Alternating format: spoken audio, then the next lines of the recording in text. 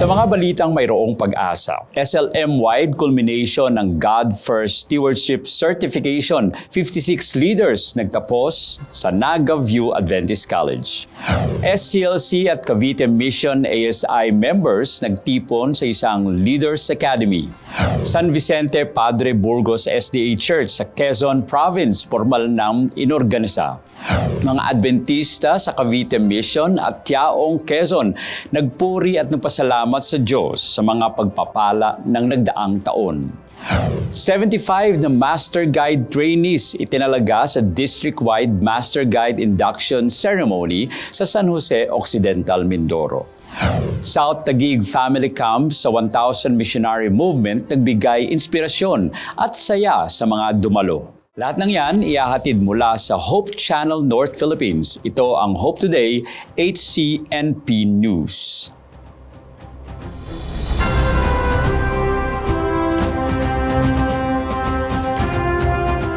Masayang pagbati sa inyong lahat. Muli kaming nagbabalik upang maghatid ng balita at mga pinakabagong updates sa paglilingkod ng mga Seventh-day Adventists sa Luzon. Isang makasaysayang pagtatapos ang naganap sa Naga View Adventist College para sa Southern Luzon Mission o SLM-wide culmination ng God First Stewardship Certification Program.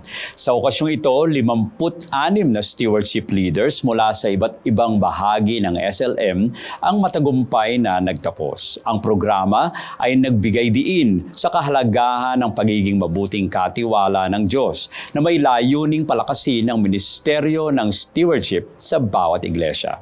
Ang kabuoang detalye tungkol dyan, balitang may pag-asa ni Gerson Rehente. Stewardship Culmination and Recognition Activity isinagawa dito sa Naga View Adventist College. Ang stewardship ay isang teolohikong paniniwala na ang mga tao ay may pananagutan sa mundo, sangkatauhan at sa mga kaloob at mapagkukunan na ipinagkatiwala sa atin. Ang mga mananampalataya sa pangangasiwa ay karaniwang mga taong naniniwala sa isang Diyos na lumikha ng sansinukob at sa lahat ng nasa loob nito, na naniniwala rin na dapat nilang pangalagaan ang paglikha at pangalagaan ito. Matapos na makumpleto ang 4 na lebel ng pagiging katiwala, 76 na katiwala ang tumanggap ng PIN at sertipiko ng pagtatapos bilang parte ng Stewardship Culmination.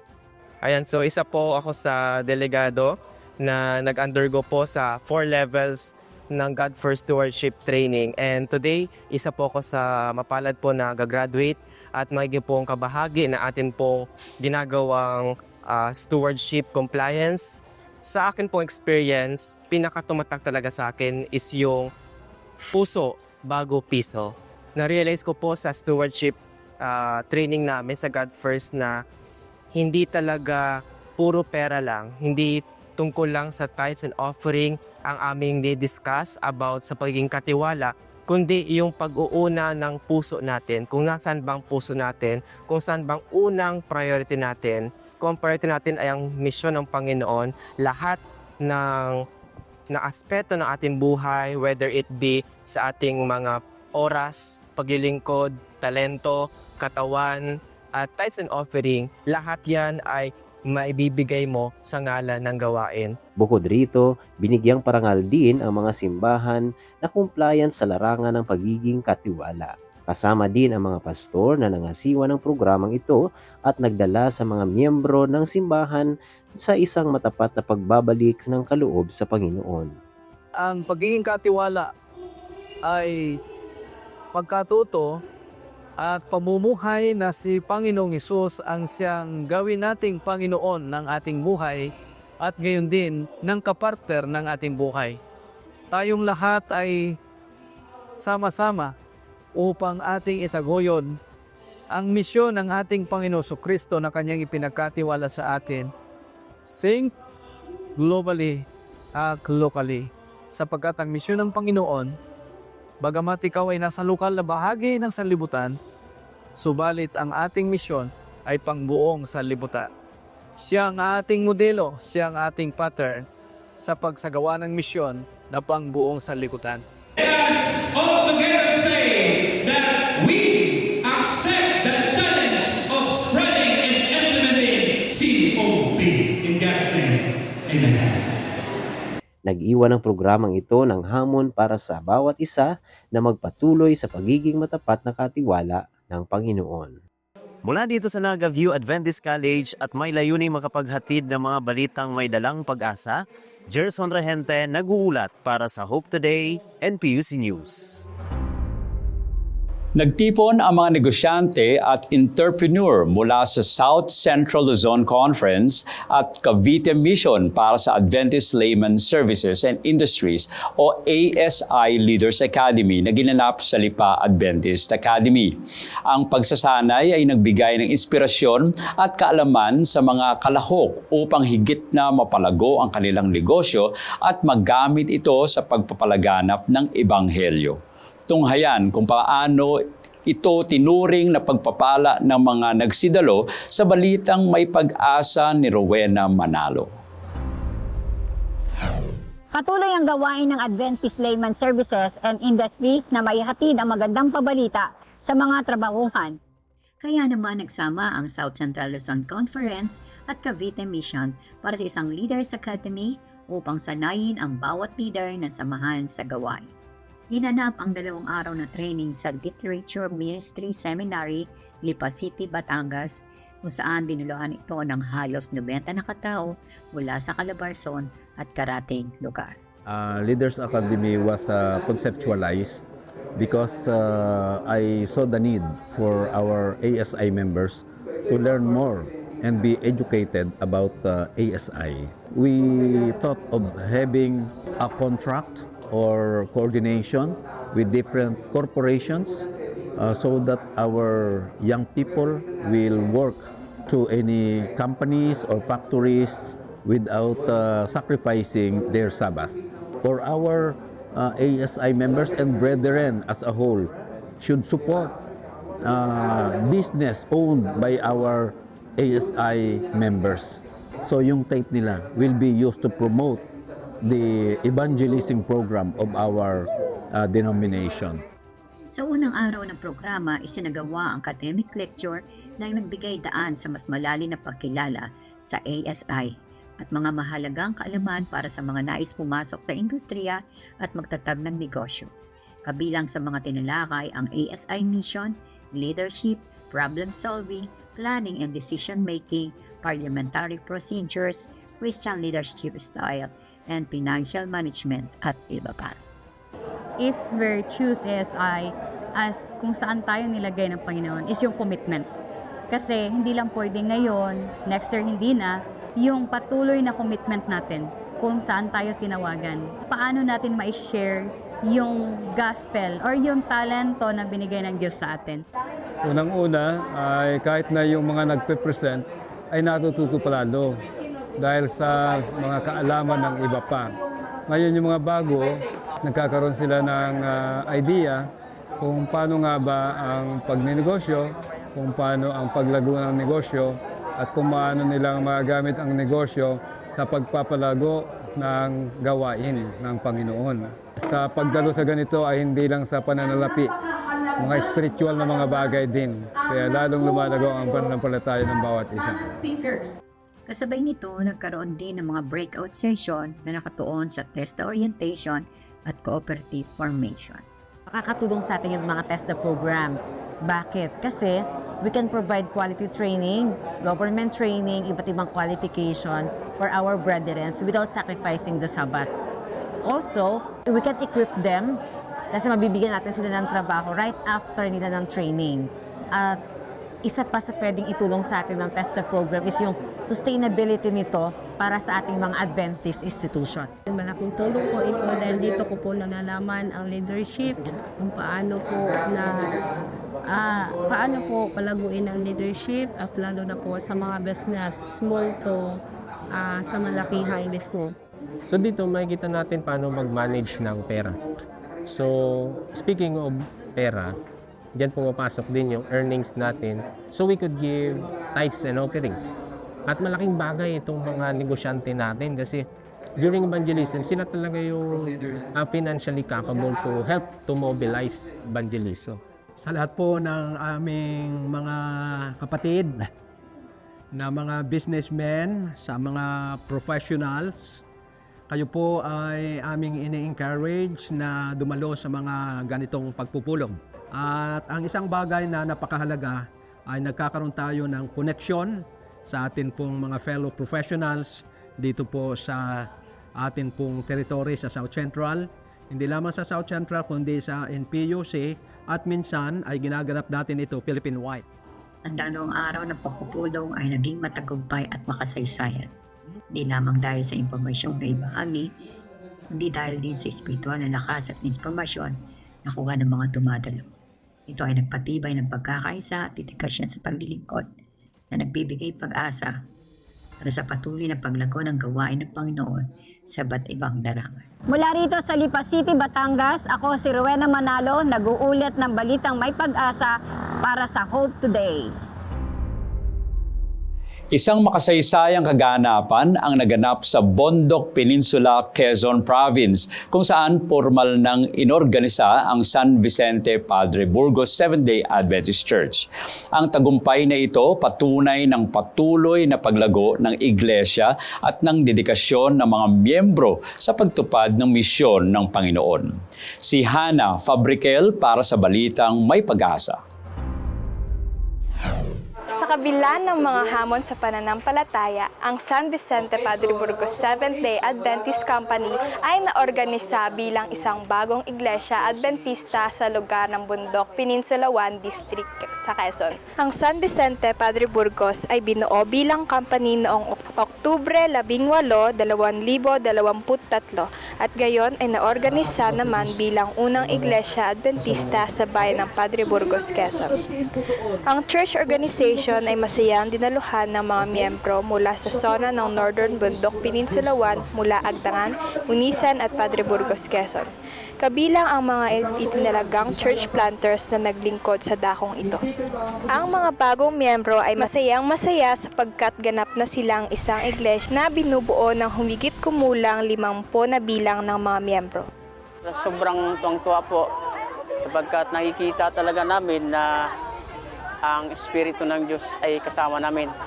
Sapagkat ang sabi ng banal na kasulatan, kung may 2 man o 3 na magkakatipon sa kanyang pangalan, siya ay nasa kaligitnaan. Pinasimulan ang pagpapalaganap ng salita ng Diyos sa pamamagitan ng pakikipag-ugnayan sa mamamayan ng Padre Burgos, Quezon, sa pamamagitan ng mga survival trainings, mass wedding, youth alive or campings, sa tulong at suporta ng mga kapatid mula sa Seventh-day Adventist Church, Agdangan. Missionaries sa pagbuo ng mga small group na pinangunahan ng mga itinalagang company leaders at church planters ay nagkaroon ng malaking bahagi upang maipahayag ang mabuting balita at ang pagliligtas ng Panginoon. Mga kapatid na patuloy sa kanila sa paglilingkod na kahit na yung sitwasyon nila mas mahirap din sa amin, ay masigasig din sila sa paglilingkod. Yun yung mga bagay na kahit kailan man, saan man makarating, hindi makakalimutan yung mga karanasan na yun. Sa pamamagitan ng paggabay at suporta sa gawain ng ating kamanggagawa at butihing pastor, NDRIEL Director na si Pastor Lemuel F. Padriquela at ang kanyang may bahay, Ma'am Esther Padriquela. Malaki ang challenge ng gawain natin dito, mga kapatid. Tayo ay gagawa, lalo ngayong Evangelism Harvest 2025. So, bilang bagong tatag na iglesia, ang atin pong hamon ay malaki sapagkat mayroon tayong mga gawain, mayroon tayong hinggiwin, mayroon tayong mga care group na nagpapatuloy. Ating dadalhin sa harap ng Panginoon ang maraming kaluluwa na ito para sa kaligtasan nila at sa kanilang paglagong espiritual. Ang pagpapalago ng bagong iglesia ay isang biyaya at hamon na nangangailangan ng dedikasyon, pananampalataya at pagtutulungan. Balitang may dalang pag-asa, Fabriquel Hannah Shane para sa Hope Today NPUC News. Isang makaulbulahang pagtitipon ang isinagawa ng mga Adventista sa Cavite Mission bilang pagpapasalamat sa mga biyayang natanggap noong nakaraang taon. Pinuno ng awitan, panalangin at patotoo ang okasyon na nagbigay diin sa katapatan at kabutihan ng Diyos sa kanilang buhay at ministeryo. Ang balitang may pag-asa ihahatid ni Samantha Hitgano. Masiglang kaparihan ang itinagon ng mga kapatiran na humigit kumulang 3,000 sa Cavite Mission-wide Fellowship sa Adventist University of the Philippines, Silang Cavite. Ang fellowship program ay naglalayong tipunin ng mga miyembro ng simbahan sa probinsya upang sama-samang ipahayag ang kadakilaan ng Panginoon sa buong taon. Nagsilbi naman bilang tagapagsalita sa Divine Hour of Worship ang Vice President ng Pacific Union Conference, Pastor Vic Luis Ariola III. Isa sa mga tampok ng Sabat ay ang inaugurasyon ng bagong Cavite Mission Headquarters sa Amadeo, Cavite na patunay ng tapat na probisyon ng ating Ama para sa kanyang iglesia. And we praise the Lord for what happened right now. It is how the Lord worked in our different situation of our life, and see those members of the church, we gather together, we unite to praise the Lord for what He had done for the past year, and see how the Lord blessed, especially our mission, the Cavite Mission, because we have our new building now at Silang Cavite, and we see how the Lord worked in different people right now, especially seeing different people again, different friends from different churches, and it's happy to see them again, and it is God goodness. Kinahaponan, ang programa ay napuno ng masiglang pag-awitan mula sa iba't ibang singing groups at instrumental ensembles. Kabilang din ang pagbibigay parangal at pagkilala sa mga bagong lokal na iglesia, grupo ng mananampalataya, kumpanya at care groups. Ipinromote rin ng upcoming youth evangelism program na Voice of Youth Harvest 2025 Power of One Camp. Sa inisyatiba ng Cavite Mission Adventist Youth Ministries Advisory Council, magsasagawa ng fundraising musical play na may pamagat na The Miracle Man para sa nasabing proyekto. Ito ay pakikipagtulungan na yugto, kahina at entablado at AUP Light Plays na gaganapin sa Pebrero 9, 2025 sa IS Auditorium. Tayo ay tinawag para maging tapat sa Panginoon. Mga kapatid, ay tunay, tayo bilang isang iglesia tayo ay ginamit ng Diyos sa kaniyang banal na gawain na mayroon katapatan. At bunga ng ating pagkatapat ay tayo ay naging matagumpay sa ating mga paglilingkod, at ito ay nagbunga ng ating paglago ng ating iglesia, lalo tigit sa pagdadala ng maraming mga kaluluwa sa paanan ng ating Panginoong Diyos. Kaya mga kapatid, anuman ang ating maging karanasan sa ating paglalakbay ngayong bagong taon, kami po ay muling nananawagan na tayo sama-samang magtapat sa biyaya ng kapangyarihan ng Diyos. Naniniwala ako na sa dulo ng ating paglalakbay, tayo ay masusumpungan ng Panginoong Diyos na tapat niyang mga lingkod. Ang matagumpay na pagtitipong ito ay nagbigay diin sa panawagan ng bawat isa na maging tapat sa Panginoon, sa kanilang pananampalataya at sa paglingkod. Nawayang inspirasyon mula sa temang Called to be Faithful ay patuloy na magbigay ng lakas na loob sa bawat kapatid habang naglalakbay sa landas ng katapatan at pag-asa. Mula rito sa Adventist University of the Philippines, Silang Cavite, ako si Samantha Itgano, nag-uula para sa NPUC Hope Today News. Magkakasamang nagpuri at nagpasalamat ang mga Adventista sa Quezon sa kabutihan at kadakilaan ng Diyos sa buong nagdaang taon.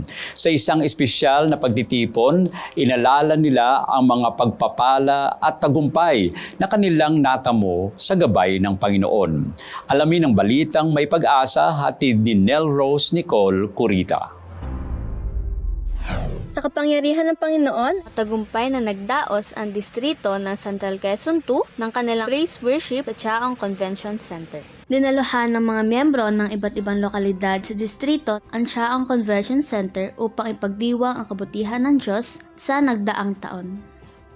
Sa temang Chosen for Mission, Preparing for Harvest 2025, layunin ng nasabing gawain na palakasin ang pananampalataya ng bawat isa bilang paghahanda sa mas malaking misyon sa darating na taon. Puno ng kasiyahan at pagpapala ang araw na iyon na sinamahan ng mga makabuluhang mensahe mula sa napakasipag na lingkod ng Panginoon na si Pastor Sarilito Cadaw. Pagpupuri at pag-aalay ng mga awit sa papuri sa Panginoon mula sa masisiglang kapatid ng iba't ibang iglesia. Kalakip nito ay ang pagbibigay ng love gift para sa mas ikaw-unlad pa ng banal na gawain ng Diyos. Ang nasabing tema ay nagbibigay diin sa kahalagahan ng pagiging masigasig sa misyon ng bawat isa bilang tagasunod ni Kristo. Napakagandang paalala sa lahat na patuloy na magpasalamat, at maghanda para sa malaking hamon sa hinaharap. Sa isang buong taong lumipas, masasabing ang distrito ng Central Quezon 2 ay tunay ngang pinagpala. Kaya naman marapat lamang nating ibahagi ang biyaya ng katotohanan para sa mga lubos na nangangailangan.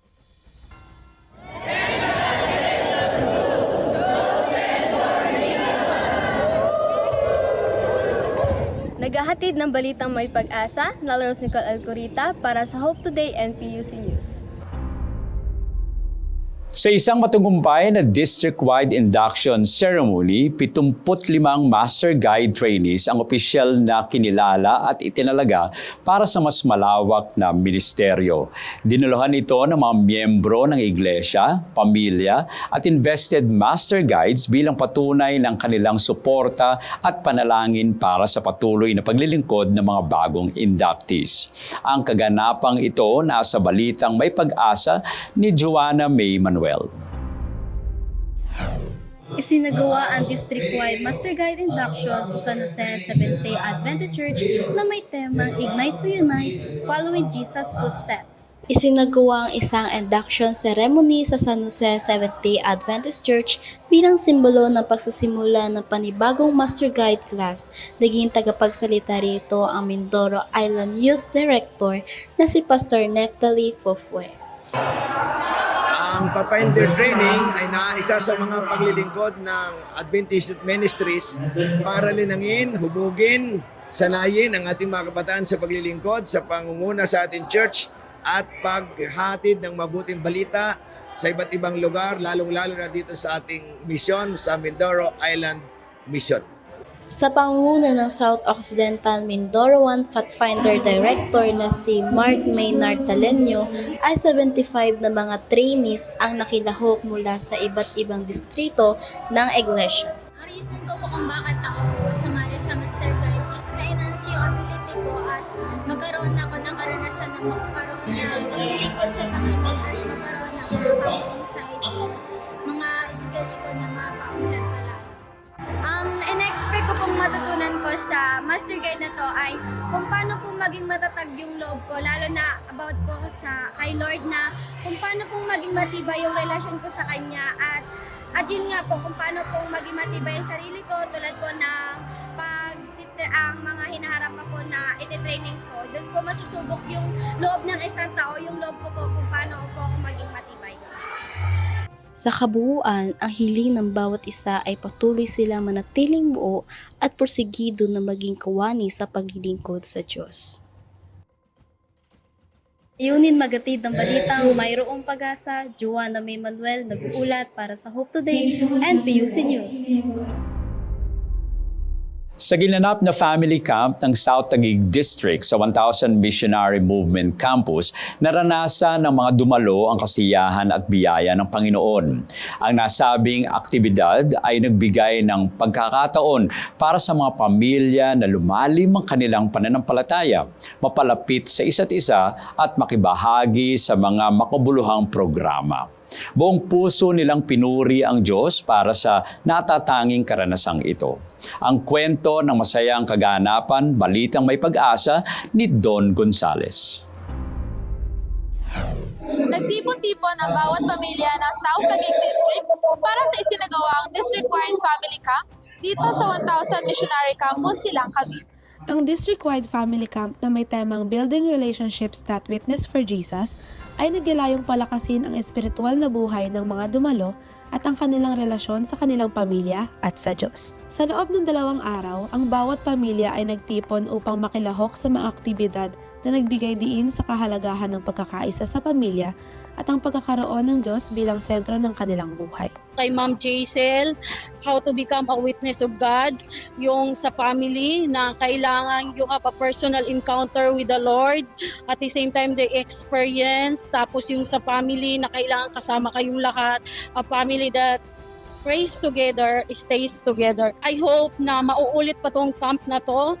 Ang daming experiences na kahit visitors lang kami dito, hindi kami na-feel na out of place. Tapos natutuwa ako sa mga new church members na namimit namin. Ma-feel mo yung home, yung family. Kaya nakakatuwa na naisip nyo to at sana hindi ito yung huli. Ang mga talakayan at pagsasanay ay nakatuon sa pagbuo ng mas matibay na ugnayan, hindi lamang sa pagitan ng mga miyembro ng pamilya, kundi pati na rin sa kanilang pananampalataya. Ang bawat dumalo ay umuwi na may bagong pananaw at inspirasyon upang ipagpatuloy ang kanilang paglalakbay kasama ang Diyos at ang kanilang pamilya. Ang akala namin hindi ito matutuloy, pero by God grace, kami po talaga, sabi ko, yung luhod, yung panalangin. Sinabi nga sa Jeremiah 33:3, call unto me and I will answer thee. So yun ang kinlaim ko talaga, na nalangin ako, Lord, gusto ko talaga magkaroon ng family camp. 3 beses ito na na-risked. Pero eto na, natapos din. Natutuwa lang ako kasi naging successful ito, hindi dahil sa akin, kundi teamwork. We're part of the body. Yun. So, kasama ko yung aming advisor, si Ma'am Jen, Sumagaysay, yung bawat church na mga kanilang family leader. So, sama-sama kami sa hirap at ginhawa. Na kuminsan wala kaming tulog, pero masaya. Ang South Taguig District Family Camp ay hindi lamang isang pagtitipon, kundi isa ring pagkakataon upang muling suriin ang relasyon at palakasin ang pananampalataya ng bawat pamilyang dumalo. Ang kaganapang ito ay nagpatunay na ang pagkakaisa sa pamilya at ang pagkakaroon ng Diyos bilang sentro nito ay susi sa isang mas masaya at makabuluhang buhay. Yung family camp, mahalaga ito dahil dito tinuturo sa mga kapatiran yung worship sa umaga, worship sa gabi. Mag-worship tayo everyday kay Lord. Umaga, gabi, wag natin kalimutan magbasa ng Bible as a family. Mag-pray tayo, di ba? Sabi nga, the family that prays together, stays together. Kaya magdalanginan sa isa't isa. Layuning maghatid ng balitang may pag-asa, ako si Don Gonzales, nag-uulat para sa Hope Today and PUC News.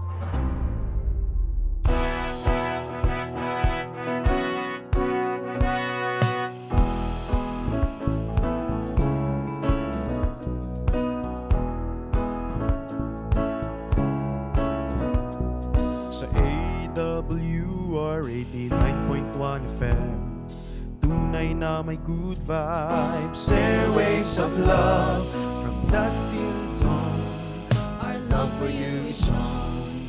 Sa good news at music we will go. Sa AWR 89.1 FM, pag-ibig at pag-asa ang hatid namin. Tune in, and hear the joyful sound. Sa AWR, love and faith abound. So don't change the dial, don't hesitate. AWR, it's all so great. With every hymn, with every word, we're here to lift you up every single time. Sa AWR 89.1 FM, programang Health and Family ang hatid namin. Tune in, and hear the joyful sound. Sa AWR, love and faith abound. So spread the word, let everyone know. Sa AWR FM, blessings flow. Mula gabi't umaga, kasama mo kami. Sa AWR 89.1 FM. Yan muna ang mga balitang aming hatid ngayon. Palaging tumutok sa Hope Channel Philippines para sa mga updates sa ating mga kapatid at kanilang paglilingkod sa buong Luzon ngayong taon. Tuloy-tuloy pa rin ang online programs and services dito sa Hope Channel North Philippines at sa lahat ng Adventist Facebook pages na naka-flash ngayon sa inyong screen. Laging subaybayan ang mga programang hatid ng Adventist World Radio sa buong Mega Manila. Pakinggan ang AWR Wave 89.1 FM. Mapapanood din ang mga teleradyo ng mga programang iyan sa Facebook pages ng AWR Luzon, North Philippine Union Conference, Central Luzon Conference at Adventist Medical Center Manila.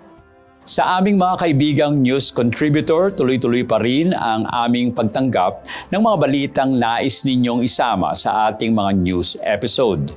Ipadala ang mga ito via email sa news@hopechannel.ph o gamitin ang hashtag na HCNP News sa inyong mga social media posts. Mula dito sa Hope Channel North Philippines, ako si Pastor Sherman Fidakan at ito ang Hope Today HCNP News.